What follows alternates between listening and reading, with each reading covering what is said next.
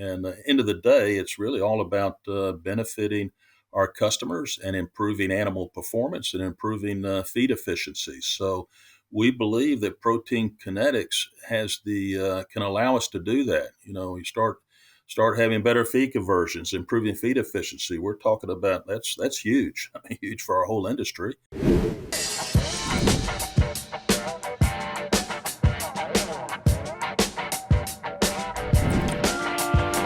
Hey everyone, welcome to another Wisenetix Podcast episode. As always, we're having awesome guests here with us. Today we have two guests, not only one. These two very special people, they work and represent Hamlet Protein, and they're going to be sharing some cool stuff about the company, about their history, and also about the future, what they're envision to the not only about to the industry, but also to the animal nutrition industry as a whole. So welcome, Grady. Welcome, Megan. Grady is a vice president and regional director for Hamlet Protein in North America. And Megan is a nutritionist at Hamlet Protein. So guys, if you want to start with a brief introduction on your side so the audience can learn a little bit more about you. Sure. Thank you, Ricardo. It's great to be here. Again, Grady Fain. I've been in our industry, kind of hard to believe, but it's been 40 years that I've been in our industry. And proud to say I've been with Hamlet Protein 5 years of that. My family, my wife, and our 3 children reside in North Carolina. However, I keep an office, at least a part-time office, at our plant and laboratory and office facility in Findlay, Ohio. So I am there frequently and, of course, travel quite a bit as well throughout North and Central America. So, hi, my name is Megan Bible. I have been with Hamlet Protein for almost 2 years. It'll be 2 years the very last day of November, and I have really enjoyed working with Hamlet Protein. I live currently in Ankeny, Iowa, and I live with, I have 2 boys and my wonderful better half, my husband, Josh. My oldest boy, Jaden, is in the Air Force, and so we are very proud of him. And my youngest boy, Wyatt, is working on becoming an EMT, which we're proud of him as well. So I have thoroughly enjoyed the agricultural community. I've been in the community ever since I was little when I had the privilege to get to start showing pigs. So it's been fun. That's beautiful. Guys, thank you so much for taking the time here today. Well, I had the great opportunity to meet both Grady and Megan personally. And these are terrific people with great stories, and they're going to share a little bit about them now. And I think we can start with a quick introduction on Hamlet Protein, right, Grady? Hamlet is a company with its headquarters in Europe, but that expanded to the United States. And I think we can start there. So can you share a little bit, a brief introduction about the company and the journey that the company has taken in North America? Sure. Hamlet Protein started about 35 years ago, and it did start in the country of Denmark. We have actually a production facility as well as our global corporate office is in Horsens, Denmark. And we started the company on the premise that a healthy business starts with healthy animals. And we believe that was true 35 years ago, and it's still true today. So we, of course, grew the business on the European side and elsewhere, and actually started doing business in North America as well, in the U.S. and Canada. And then in 2012, the company made the decision to actually build a production facility and office in the U.S. And we ended up building that facility in Findlay, Ohio, which is Northwest Ohio. And we picked that area because Northwest, that particular part of the U.S. is known for its high protein soybeans and resulting high protein or excellent quality soybean meal, and with good availability. So it ended up being a very good location for us for those reasons. Plus, Findlay's a great city, a great town to be in. So we're very happy to be there. And that was, again, that was 12 years ago. That was in 2012. And subsequently, and as I mentioned, we already had some business in the U.S. and Canada, but that gave us the real platform to be efficient in terms of logistics and to be very competitive. So we really started growing our business in North America and Central America, and so yeah, as a result, we've become a leader or the leader in soy specialty ingredients for young animal nutrition. That's great. And let's dive a little bit into this. So you had some business in North America, but then you had your own facilities. What do you think were the most significant? That's always a tricky word for me. But the main challenges that Hamlet Protein faced when first moving and expanding to North America, and how did you address those challenges? To have this successful footprint in the North American market. Yeah, I started with Hamlet Protein in 2019. And at that time, when I started, our company was in North America, was already on a growth track. So that was a real credit to our team and my predecessors. So we had a good platform there, but we continued that growth thanks to our many loyal customers and business partners that we have worked closely with and continue to work closely with. So we're fortunate over the past several years. We've actually had some record years of growth. Going back to 2019, we were about half capacity at our Findlay, Ohio plant, and we have really grown that business tremendously over the last several years. So, in terms of challenges, COVID, probably needless to say, was the big challenge pretty much for all of us. And that I'm thinking back, that was the first part of 2020 when we started really dealing with the effects of COVID. And of course, the big challenge right off the bat was to keep our employees healthy and to continue our manufacturing, which thankfully we were able to do. And a big plus for us is we source all of our ingredients locally. And what I mean by that, within the U.S., we actually, I think, still have one ingredient that comes out of Canada, but all of it North American sourced. So we were not reliant, during the times of COVID and when it became a real challenge to get products from overseas, as an example, and just the time involved, all of that, and the expense. So we were not reliant on any of that. Thankfully, everything being locally sourced, able to us to provide a continuous supply to our customers, and that was a big advantage for us during the COVID period, even though there were other challenges with that. So that's I think COVID really messed up with all the logistics for companies, especially like in agriculture. You see, lots and lots of companies having to source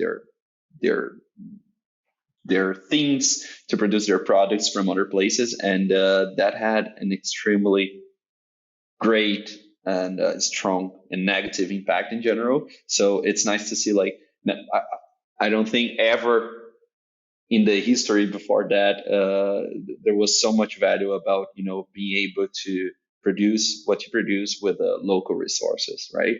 right, absolutely. It's definitely a differential, and well, we don't know what to expect us in the future, but probably, I don't know, new pandemics might come our way, and it's good to see that there are companies that are prepared for those sort of scenarios. And when we met for the last time, Grady and Megan, we were talking about lots of different things about Hamlet, about the industry, and one of the things that we discussed was company culture, right? And how important was it? How it was a key pillar for you guys at Hamlet Protein and for your success. Can you share how this, how your company, how your culture helped shaping your team, the company as a whole, and how it influences not only your internal stakeholders relationship, but also customer relationships? Yes, yeah, I appreciate you asking that because that is very important to us as a company. Obviously, our culture and how we treat other people, and certainly how we treat our customers and how we treat our fellow, colleagues. We have three pillars that we operate around. The first one being Campanero, and by Campanero, we mean treating people like we would want to be treated. Campanero, how would you treat your best friend? Your Campanero. So, and that's of course applies to our customers and also, as I said, to our colleagues, our fellow employees. We with that that comes being honest, being trustworthy, being transparent, being dependable, putting others' interest first, and again doing that with our customers and what's in their best interest, and also supporting our teammates, our colleagues, and truly working as a team and doing that with our team members. So the second pillar is clean, and when I say clean, that to us as Hamlet Protein means several things. First of all, it means being clean is doing what we say we're going to do, delivering dependable, high quality products that deliver value. Uh, Also, clean meaning we do not use chemicals in our process. We use all natural ingredients. And we have a patented bioconversion process for our enzymatically treated products. It's a very clean process. We uh, have very little, almost no pollution. So what we emit from our plants, our plant in Horsens, Denmark, and our plant in Findlay, Ohio, is 98% water vapor from our production process or steam. So again, a very environmentally friendly process and very sustainable. So clean encompasses all those things. And then the third pillar is value through knowledge. And we put a lot of emphasis on good science, and that we know and can depend that the products and programs that we sell to our customers will bring value, will bring benefit, and deliver what they should deliver. So our company has a real history of a lot of research and science behind all of our products. So and also that knowledge, what can we then bring to our customers? And of course, we learn from our customers. That's a two-way street. We learn from the many universities that we work with. So we're all learning from each other. But that knowledge that we can share, and again to help our customers be better at what they're doing, means a lot. So those are the pillars that we operate around, and again that also has a great bearing on our culture and who we are as Hamlet Protein. It does look like a solid culture, relevant and critical pillars as you shared. And Megan, I know that you were somehow attracted by this, was drawn by not only the company but the culture of Hamlet Protein, right? Uh, on your perspective as a nutritionist, can you share a little bit more on how do you see these pillars creating a culture that makes Hamlet Protein a unique place, for you to work, and how does that benefit you as an employee, but also customers in the industry? Before I come to Hamlet Protein, I already, mind you, I might not have known what the exact pillars were, but I already knew about the clean because I've been on the other side. I've formulated. So I know the clean product that it is, the good quality product that it is. And that's why I used the product, because I knew I was going to get the same thing every single time. So I knew about that. I knew about the research. I am, if you spend a little bit of time with me, you'll find out really quick. I'm very research oriented. I like to see the data. So had already seen the data, the knowledge base for Hamlet Protein. What really caught my eye was the compañeros. That has been absolutely amazing. And it's not just something that is on a website. It's not just something that's on paper. It's actually something that the whole company believes. It is a true compañero culture. It's a true friend or best friend culture.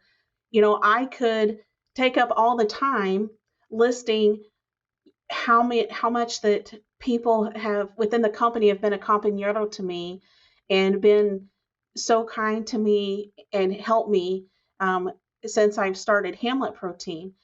And so when it comes to internally, it helps tremendously because we can have open conversations. If you have a best friend and you have that relationship of a best friend, you can be open and you can be honest and you can talk about everything, right? So it opens up a big wide range of things. When it comes to the customers, you treat your customer like you want to be treated, right? So that's what we do. And I know that if I have a best friend and they're my customer, I can go to them and I can say, you know what, we've sat here and we've talked or we've had numerous discussions, and I just don't know if our product is a fit for you, and that's okay because, like Grady said, we're doing what's best for the customer. I can come back to Grady and I can say, Grady, we don't fit in this scenario. It just doesn't make sense, and I can explain that to Grady. And since we have that compañero attitude and we focus on that, then Grady's like, okay, well, I understand. And so it really helps because you can just be very upfront with the customers. And the other thing too is that, as since I've started and something new that we have started too is like with the protein kinetics. If you have that compañero attitude and you have that relationship with your customers, you're able to ask questions to the customers and they can give you feedback. So you have that relationship and they can help the company too. And it's just all around just amazing. I have thoroughly enjoyed working with Hamlet Protein. And I love the pillars. I do, but the compañero one is the one that sticks out the most to me. And well, at the end of the day, not at only at the end of the day, but at the end of a good portion of our lives, most of our time is dedicated to work, right? Being side by side with other people with similar interests and objectives, meaning, work, your colleagues and also customers. And if you don't have this relationship pillar, the compañero pillar, it gets very stressful. It's hard, right? If you don't feel, how can you stay in a company when you don't feel comfortable, when you feel like you don't have a good connection with the people surrounding you? So I think that's a very interesting thing to see, not only in Hamlet, but as a trend as a whole. Like, people are seeing their jobs, I think, every time more as a place where, well, they will spend a lot of time, they will dedicate their life. So it's better that you do it with in a good environment. So it's essential for professional success, in my opinion. Yes, it is. Now, talking a little bit about diving a little bit deeper into Hamlet and its portfolio. I know that one of the big things and core business for Hamlet has been reducing anti-nutritional factors, right? It's a big thing for you guys. Can you explain a little bit in animal feed? Can you explain why is this so important and how it's contributing for your success as a company? Sure. So anti-nutritional factors, we refer to them as ANFs because it's just a lot easier to say, right? We have 3 different groups. And so we have a trypsin inhibitor, which most people are fairly common with. We have our galacto-oligosaccharides, which is raffinose and stachyose.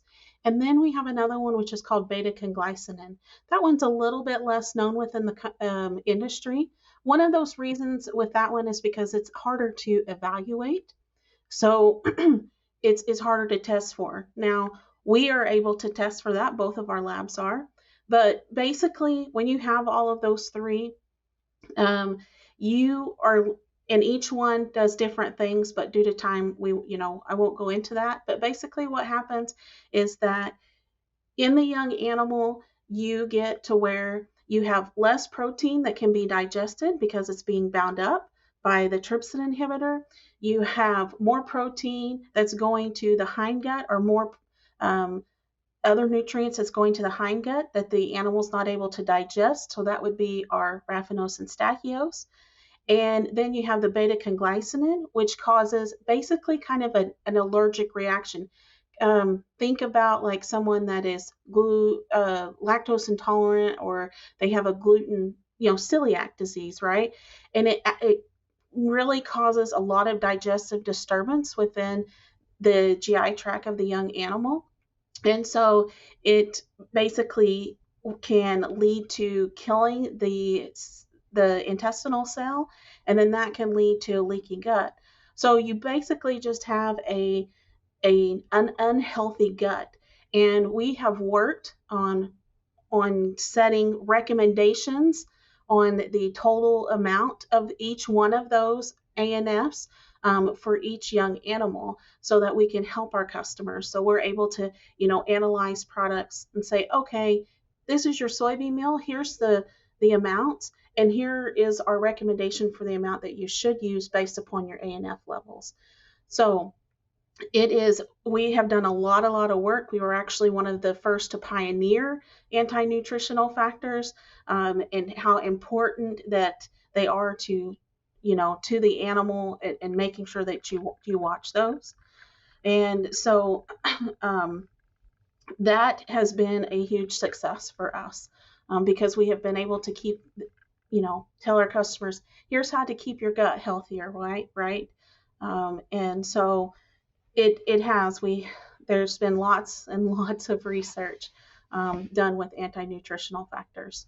So they play a very important role in making sure that you maintain a healthy gut. And if you lessen the ANFs, then you have a healthier gut. And we all know that if a young animal has a healthy gut, it's just like a baby, right? If a baby has a healthy gut, baby does good, right? It's the same thing with young animals. I love, Megan, every time you give a technical explanation, how you can make it easy for people like me that are not technical, do not have a technical background to understand. So congrats on that. But ANFs are not, although they are like a core thing for Hamlet Protein, you're not limited by that, right? You guys are innovating and doing research in other areas, and one of them, which you shared in your previous answer, is protein kinetics, right? Yeah. Can you also give us a brief introduction, like you did, for us to understand what is it, and how you guys are pioneering and innovating in these areas? And yeah, just explain what is protein kinetics and why is it an important area for Hamlet Protein.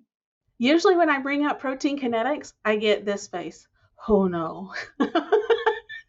And I completely understand, because when I was in grad school, we would talk about proteins and I'm like, oh no. But it really, when you just think about it from a big picture perspective, it's really easy to think about. So for protein kinetics, we have our GI tract, right? And so it includes the digestion of the protein, the absorption of the protein, and then entrance into the bloodstream. Now, it's not just those three things. It also includes, where does those amino acids enter into the bloodstream in the intestine? So research has shown that most amino acids, you want them to enter in the proximal duodenum, or the beginning of the duodenum, right? And then how quickly does that occur? So how fast are they coming in? And whether this plays a big effect is that we, as a community, we have started using, and as a group, we've started using more synthetic amino acids, right? So we know that those synthetic amino acids, they come in very quickly. And you have some proteins that aren't going to come in as quickly, the intact proteins that are not going to come in as quickly as your amino acids.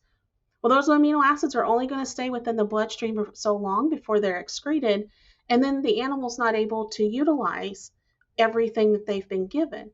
So if you basically synchronize, is what it's called, you synchronize your synthetic amino acids with your whole proteins that you're feeding, so like a Hamlet protein, then the animal is able to utilize more of those amino acids for maintenance or for growth or for whatever they might need that for.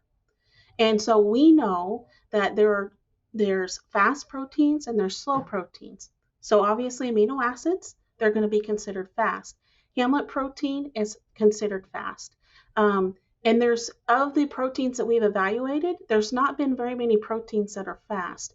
So whey protein has been fast, spray-dried plasma has been fast.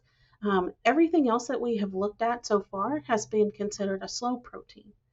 So that means they're coming in slower right down in the intestine.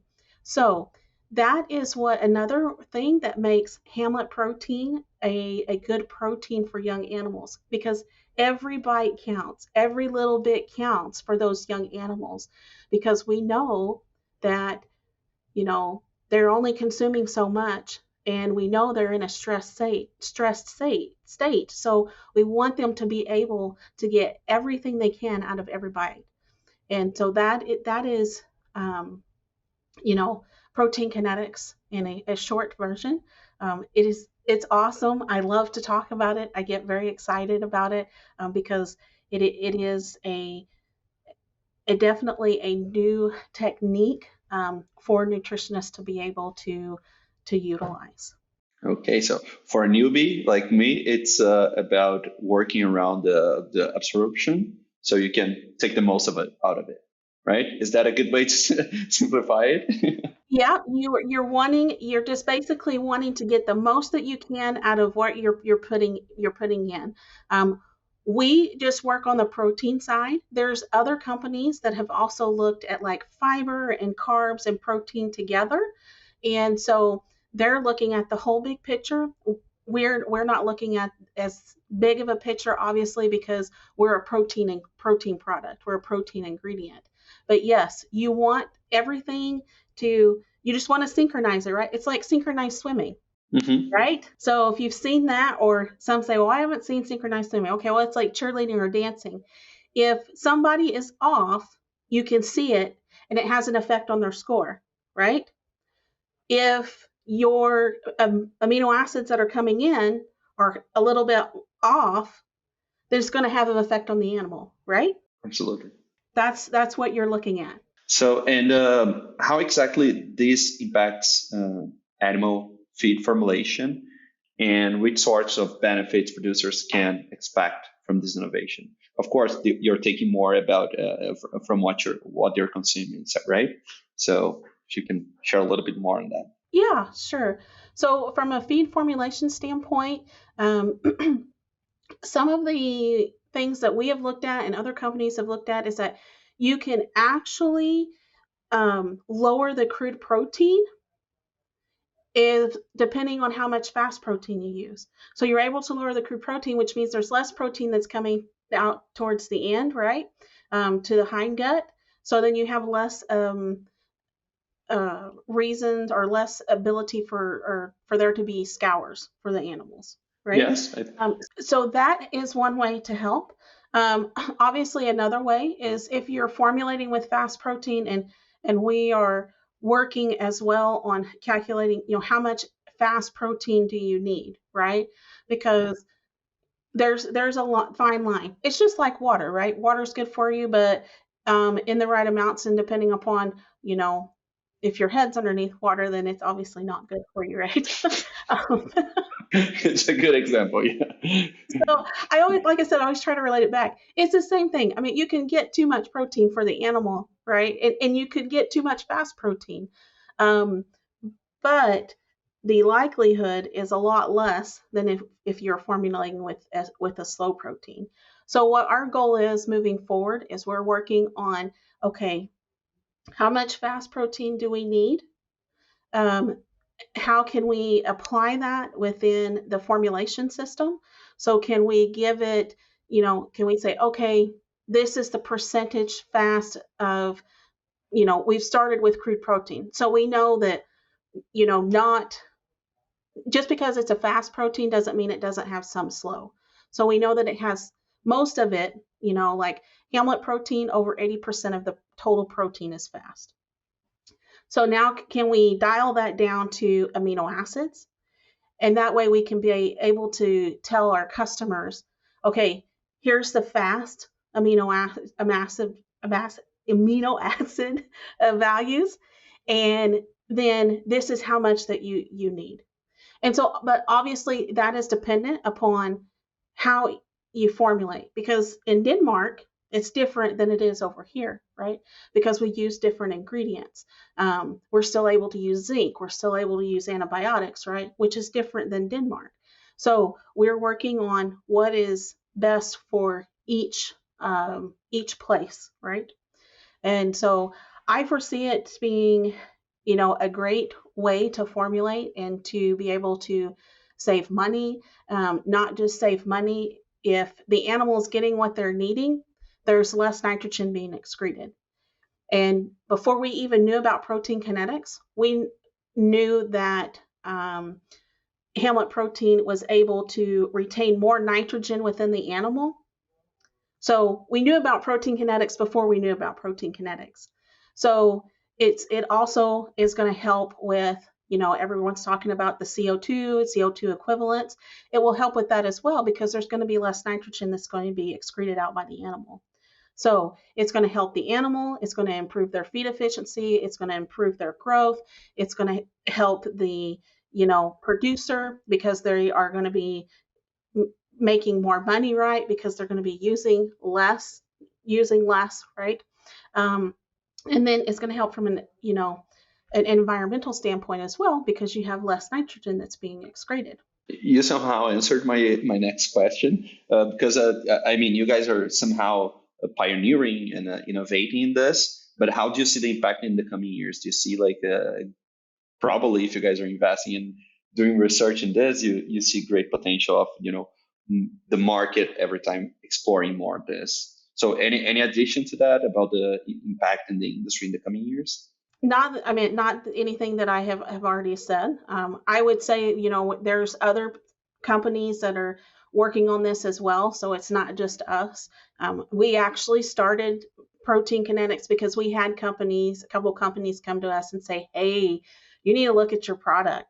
It looks amazing from a protein kinetics standpoint. And it obviously it helps add value to our product. So I think in the future there will be a lot more that'll come out. I know that in one of your podcasts, there's a gentleman from Trial Nutrition that talked about kinetics, but he talked about all of the kinetics. So I foresee it being something that can be very, very, very useful for the future and for nutritionists. Okay, you might not be then the very first one, but one of the companies who are Yes. early adopting and studying this. And Grady, from a business perspective, how do you see this? How do you see Hamlet Protein positioning itself to lead in this new area in the industry? Yeah, as Megan stated very well, it is protein kinetics. We believe is a big deal. I think back to the early 1980s or mid 1980s when I started in our industry, and amino acid balancing was coming into play, and that was a big deal at the time, and became standard procedure that most all feeds are balanced now based on amino acid availability. So. Not necessarily saying protein kinetics to that degree, but we do believe it will have a huge impact, a big impact as we go forward. And for the reasons that Megan stated, and we are proud to be one of those companies on the forefront of it. As you said, not necessarily the first, but we have been on the forefront of it, and certainly have brought a lot of have brought knowledge and information to not only in Europe on the European side of our business, but also in North America as well. And end of the day, it's really all about benefiting our customers and improving animal performance and improving feed efficiencies. So we believe that protein kinetics can allow us to do that. You start having better feed conversions, improving feed efficiency. We're talking about that's huge, huge for our whole industry.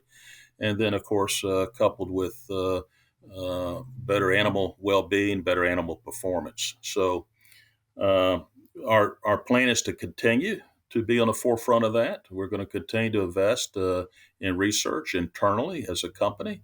but also externally and working with universities and also working with our company, our customers and business partners as well.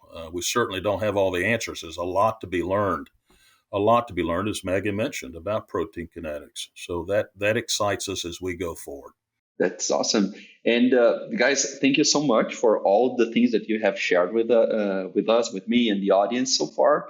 We're getting to the end of our conversation, and I have one last question that is somehow related to, I believe so, related to one of your pillars, which is sustainability and being clean, right? Um, this is a very recurring topic, I think, in all of the industries, right? But how do you guys see sustainability, and how is your commitment to sustainability in your production, in your operations, how you guys do business? You know, how sustainability influences your innovations like protein kinetics. Why is this important, and how you work with sustainability? It's very important for our future, certainly sustainability. And Ricardo, I have to say, I'm impressed. You've already got our pillars down. You mentioned You clean. see? Yes, it does. It does relate back to Compañero, yes, clean, and science, right? Not exactly excellent. science, but like focus in science, right? Yeah. Right. Excellent.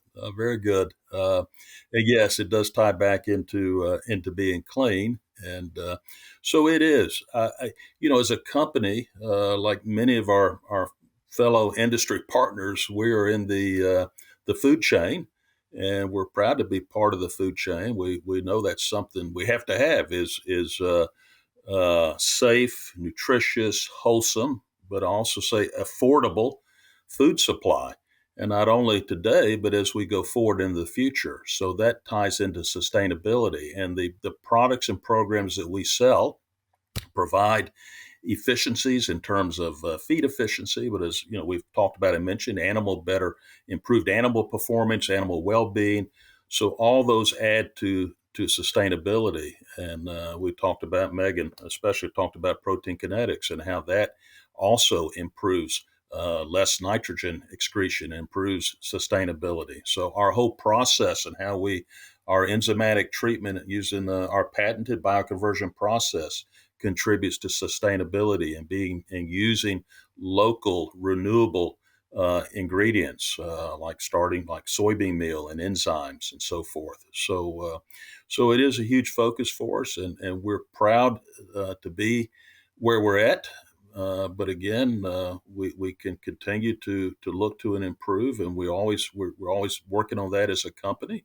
One thing I will add that's a neat thing is we actually, from the steam water vapor that we emit at our plant in Horsens, Denmark, we actually take that's diverted and it's used to heat 3,500 homes in that area surrounding our plant. So it's being recycled and reused. We're not in position to do that at our plant in Findlay, Ohio, at least not yet. But it's things like that we can do to continue to improve the sustainability. So I would say, Megan, do you have anything further that you would like to add in regards to that? So, something I will mention is that internally we have a committee and they're working on sustainability, and they have started um, actually recording some of what they're working on. It's on LinkedIn, and so you can find that. I'm sure it's probably on our website as well. But we are continuing that process, and so that committee is working on what are our CO2 emissions, how much how sustainable are we? And so that would be another thing that I would add is that right there. That's perfect. Well, it's the way to go, right? We need to cultivate our world, our planet, so we still have a place to live and food to eat. So yeah, it's the path to go. Megan, Grady, thank you so much for your time. I loved, it's always good to gather with you guys and have a good conversation. And I'm sure that this time more people are enjoying and taking advantage of the conversation. So I'm very happy you guys took the time for us to have this great conversation. For our listeners that are, spread over USA and the globe. Thank you for your company. I hope you took some interesting insights. You definitely should look more for more information about Hamlet Protein. And if you want to find Megan Bible or Grady Fain, you can look for them on LinkedIn. They are there. You can connect, send a message, and I'm sure that they will be, these great people they are, and connect, and always good networking in the industry. Thank you all, and I hope to see everyone in our next episode. Thank you, Megan. Thank you, Grady. Thank you. Much appreciated. Thank you.